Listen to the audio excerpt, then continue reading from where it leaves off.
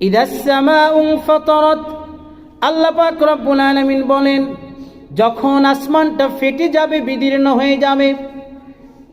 হযরত ইসরাফিল আলাইহিস সালাতু ওয়াস সালাম যখন প্রথম ফুৎকার দিবেন, ফুৎকার দেওয়ার সঙ্গে সঙ্গে কিয়ামত সংগঠিত হওয়া শুরু হবে। আসমানগুলো ফেটে যাবে, চৌচির হয়ে যাবে, বিদীর্ণ হয়ে যাবে। ওয়া ইদাল কাওয়াকিবু ইনতাসারাত, এই যে বড় বড় ছোট ছোট তারকারাজি আমরা আসমানের দিকে রাতের বেলা তাকালে দেখি, এই তারকারাজিগুলো ইনতাসারাত মানে হচ্ছে বিক্ষিপ্ত হয়ে পড়বে।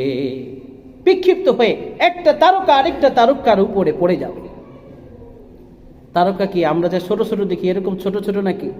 কথা বলেন, ছোট ছোট নাকি অনেক বড়? কত বড়? এই যে পৃথিবীতে আমরা বাস করি, এই পৃথিবীটা চাইতে যে সূর্য আমাদেরকে প্রতিদিন আলো দেয়, এই সূর্যটা প্রায় 13 লক্ষ গুণ বড়। কত বড়? সুবহানাল্লাহ বলবেন না?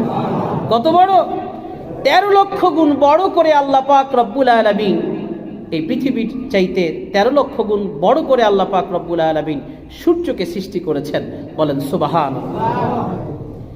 এই যে সূর্য এরকম লক্ষ লক্ষ কোটি কোটি বিলিয়ন বিলিয়ন সূর্যকে খেয়ে ফেলতে পারে, এইরকম অসংখ্য অগণিত কোটি কোটি তারকারাজি আল্লাহ পাক রব্বুল আলামিন তার গ্যালাক্সির মধ্যে সৃষ্টি করে রেখেছেন।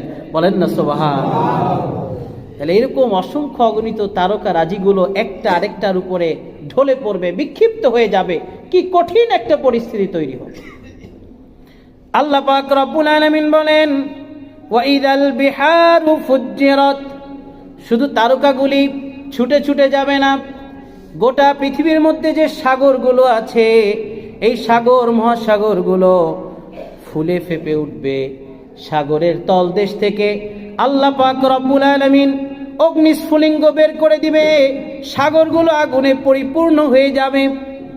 ওয়া ইদাল কুবুরু বুসিরাত, আল্লাহ পাক রব্বুল আলামিন বলেন ওয়া ইদাল কুবুরু বুসিরাত, শুধু তাই নয়, কবর থেকে যত প্রাণ আছে প্রাণগুলো আল্লাহ পাক রব্বুল আলামিনের নির্দেশে বের হয়ে আসবে।